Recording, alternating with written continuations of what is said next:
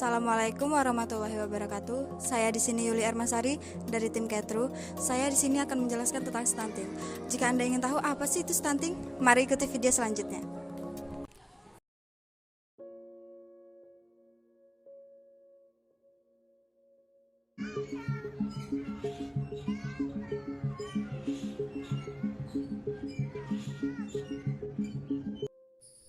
Perkembangan kesulitan fisik maupun mental adalah hak dasar setiap anak. Tapi tidak semua anak di Indonesia menikmati hak ini. Stunting adalah penurunan laju perkembangan pada anak yang mencegah anak untuk meraih potensi penuh dalam tumbuh kembangnya.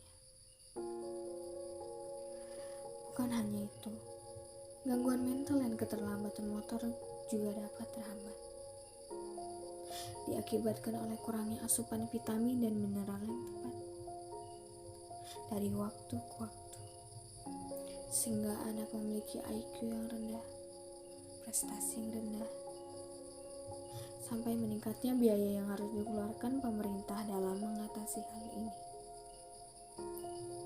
Lantas, bagaimana stunting itu terjadi?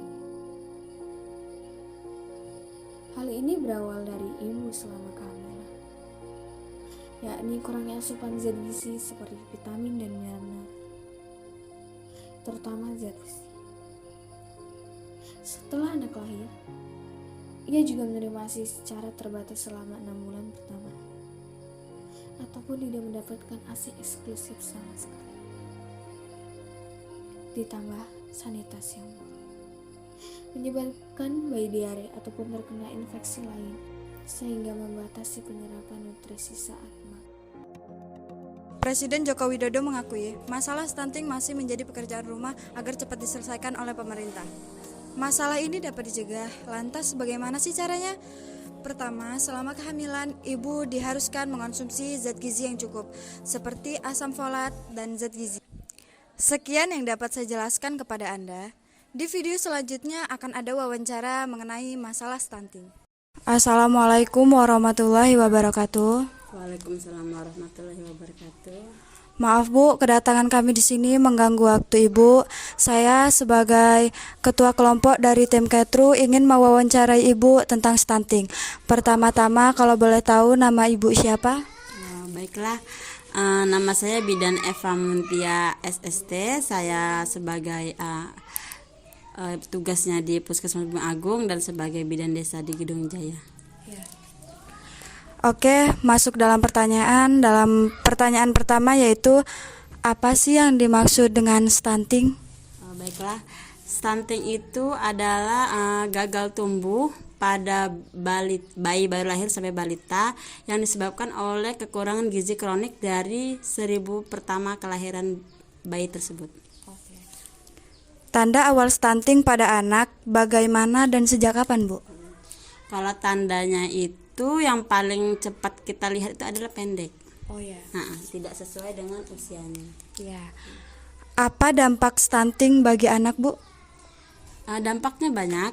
Bisa kalau dari otak dia bisa mempengaruhi kerja otak, atau ibaratnya otak yang tidak sempurna cara kerjanya, atau kalau dari fisik dia pendek, tidak sesuai dengan umurnya. Jika berat badan anak turun, orang tua harus apa? Gizinya, perbaiki gizinya, pola makannya. Sebenarnya stunting itu kita lihat dari awal kehamilan, bukan hanya pas bayinya lahir. Jadi dari awal kehamilan itu kita udah jaga namanya gizi ibu hamil itu. Makanan apa saja untuk mencegah stunting, Bu? Kembali lagi ya, tadi dari hamil ya. Jadi kalau ibu hamil itu disarankan banyak mengkonsumsi gizi yang mengandung protein. Apakah stunting bisa diperbaiki, Bu? Bisa. Semakin dini kita mengantisipasinya, maka penanganan juga semakin cepat. Oke, pertanyaan terakhir yaitu strategi apa yang bisa turunkan resiko stunting? Strateginya, kita mewanti-wanti ibu dari remaja. Nah, dari remaja dulu. Remaja itu kita lihat dulu gizinya. terus dia mau menikah. Pas menikah nanti dia harus sesuai gizinya. Kalau misalkan calon ibu itu ibaratnya kurang gizi atau dibilang kek, kurang energi kronis, nah kita perbaiki dulu gizinya. Kalau makanya ada namanya sebelum kehamilan kita memberikan namanya asam folat. Itu salah satunya ya, banyak sebenarnya, itu yang penting-penting aja. Pas itu sebelum persiapan kehamilan dia udah dikasih namanya asam folat. Nah setelah dia hamil gizinya harus terpenuhi agar anak yang dilahirkan nanti itu tidak BBLR atau berat badan bayi lahir rendah. Nah setelah dia lahir banyak yang kita tempuh, kayak imunisasinya harus lengkap agar dia tidak kena penyakit-penyakit yang bisa menghambat pertumbuhan anak tersebut. Nah bisa juga kalau misalkan dari ini ya gizinya tadi harus ASI eksklusif. Makanya sekarang itu gencaran dengan ASI eksklusif selama 6 bulan itu kita gaungkan. Sekian pertanyaan dari saya mohon maaf bila ada salah kata dan kurang sopan kepada ibu. Saya akhiri, wassalamualaikum warahmatullahi wabarakatuh. Waalaikumsalam warahmatullahi wabarakatuh. Jadi kesimpulannya, mari untuk para orang tua untuk memperhatikan masa kehamilan dan perkembangan anak-anak agar tidak terjadi stunting di anak-anak kita. Sekian penjelasan dari saya dan wawancara yang sudah ada di video sebelumnya. Saya mewakili dari tim Ketru meminta maaf jika ada salah kata. Wassalamualaikum warahmatullahi wabarakatuh.